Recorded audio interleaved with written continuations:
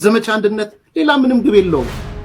ዘመቻ አንድነት አንደኛውን የሚሰለቅጥበት እርስ በራስ የሚበላሉበት የሚጋጩበት መንገድ ነው። ለዚህ ነው የፋኖች እርስ በራስ መጫረስ ያልኳችሁ።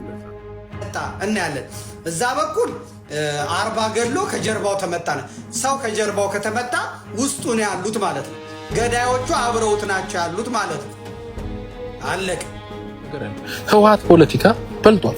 የኛ ህዝብ እኮ ጅል እኮ ነው፣ የዋህ እኮ። እንዴት እንደ ሰው ከረሜላ ሳይተው በህፃናት በከረሜላ እንደሚታለላ አንድ ነው የጣለችው። አንድ ከረሜላ ተፈራ ማሞ ሳይቀር ተንሸራቶ ነው የወደቀው። አሁን ከህወሓት ጋር ለመስራት የተዘጋጀ ጎንደር ላይ ያለው ፋኖ ማን ነው መጠየቅ ያለበት?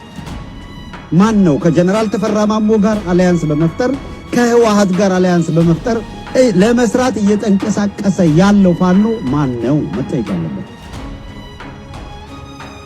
20 ሺህ ያህል የአማራ ህዝባዊ ኃይሉ ፋኖች የት ገቡ? ሶሪ አዝናለሁ ይህን ስናገር ሊናደዱም ይችላሉ፣ ግን የእነ እስክንድር ምዕራፍ እያለቀ ነው። አንድ ባንድ ተራ በተራ እየጨረሷቸው ነው።